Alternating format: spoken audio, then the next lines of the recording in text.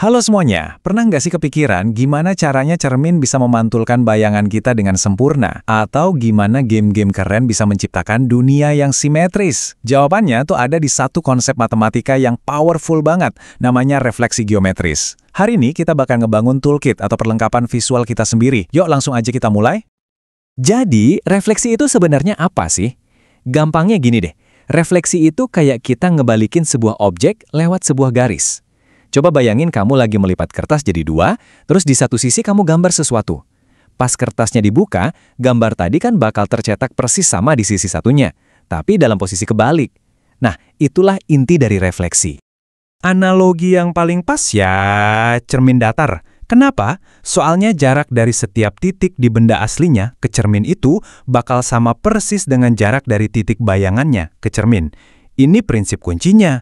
Prinsip inilah yang bikin refleksi itu bisa kita prediksi dan gampang banget dipahami.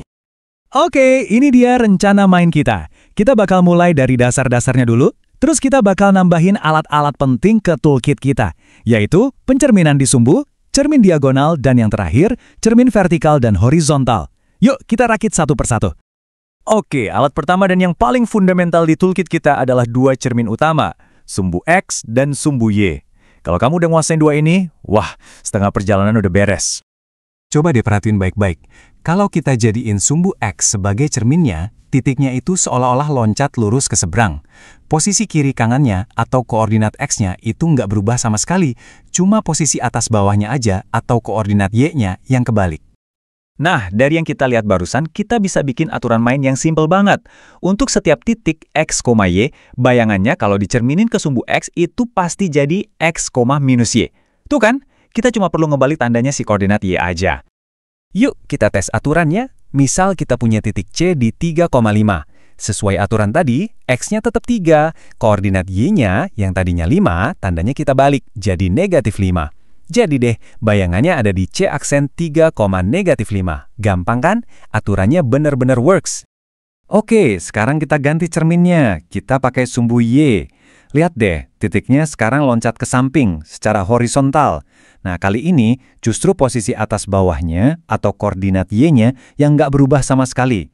Polanya persis kebalikannya dari yang tadi. Jadi, aturan umumnya buat refleksi di sumbu Y adalah sebuah titik X, Y bakal jadi min X, Y. Kali ini kita balik tandanya si koordinat X, dan koordinat Y-nya kita diamin aja. Kita coba lagi pakai titik C 3,5 tadi ya. Kita terapin aturan sumbu Y. Koordinat X-nya yaitu 3, jadi min 3. Koordinat Y-nya 5, tetap 5. Hasilnya C aksen min 3,5. Masuk akal kan? Oke, sumbu X dan Y udah kita taklukkan. Sekarang, kita lanjut ke alat berikutnya di toolkit kita. Cermin yang posisinya miring, yaitu garis diagonal Y sama dengan X dan Y sama dengan minus X. Nah, yang ini asik banget nih. Kalau kita pakai garis Y sama dengan X sebagai cerminnya, aturannya super elegan.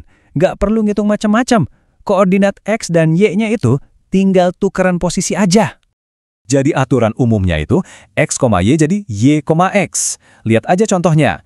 Titik C 3,5, kalau kita cerminin ke garis Y sama dengan X, bayangannya ya jadi C aksen 5,3. Udah gitu doang. Sekarang kita pindah ke cermin diagonal satunya, yaitu garis Y sama dengan minus X. Aturannya mirip banget sama yang tadi, tapi ada satu tambahan kecil. Koordinatnya nggak cuma tukeran tempat, tapi dua-duanya juga ikutan ganti tanda. Aturan umumnya jadi gini, X, Y berubah jadi min Y, min X. Kita pakai lagi titik C, 3,5 ya. Bayangannya jadi C aksen, min 5, min 3. Jadi posisi 5 dan 3-nya tukeran, terus dua-duanya jadi negatif. Oke, cermin-cermin standar udah kita kuasai. Sekarang waktunya naik level buat alat yang lebih canggih. Gimana ceritanya kalau cerminnya itu bukan sumbu atau garis diagonal, tapi garis vertikal atau horizontal di sembarang tempat?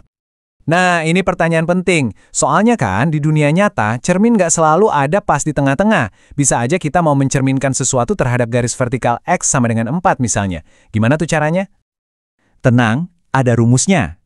Kalau kita mencerminkan titik A, B di garis vertikal X sama dengan H, koordinat Y-nya atau si B itu nggak bakal berubah. Yang perlu kita hitung cuma koordinat X yang baru. Pakai rumus simpel ini. 2H dikurang A. Yuk, kita coba langsung. Kita mau cerminin C-3,5 ke garis X sama dengan 4. Berarti A-nya -3, B-nya 5, dan H-nya 4. Kita masukin ke rumus tadi. X yang baru itu 2 dikali 4 dikurang -3. Jadinya 8 ditambah 3, hasilnya 11. Koordinat Y-nya tetap 5. Beres, bayangannya ada di C aksen 11,5. Tentu aja, ada juga aturan yang mirip buat cermin horizontal, yaitu Y sama dengan K. Polanya sama persis, cuma dibalik aja. Kali ini, koordinat X-nya yang tetap. Dan kita hitung koordinat Y yang baru dengan rumus 2K dikurang B. Nah, buat melengkapi toolkit kita, ini dia contoh terakhir. Kita cerminin C-3,5 ke garis Y sama dengan 4. Di sini, A-nya -3, B-nya 5, dan K-nya 4. Koordinat X-nya tetap -3. Koordinat Y yang baru itu 2 dikali 4 dikurang 5. Jadinya 8 kurang 5, yaitu 3. Jadi, bayangannya ada di C aksen -3,3. Selesai. Dan ini dia, toolkit refleksi geometris kamu sekarang udah lengkap. Mulai dari cermin di sumbu X dan Y, cermin diagonal, sampai cermin vertikal dan horizontal, dimanapun posisinya, sekarang kamu punya semua alat yang dibutuhin. Ini benar-benar seperangkat alat yang sangat berguna loh. Jadi, intinya apa? Ini semua tuh bukan cuma soal matematika abstrak di atas kertas. Prinsip refleksi ini ada di mana-mana. Di simetri sebuah karya seni, di cara cahaya memantul dari cermin dalam ilmu fisika, sampai cara objek 3D dirender di video game favorit kamu. Nah, pertanyaannya sekarang, setelah kamu paham cara kerjanya, kira-kira di mana lagi kamu bakal nemuin prinsip ini dalam kehidupan sehari-hari? Coba deh perhatiin sekitar kamu. Terima kasih sudah menyimak.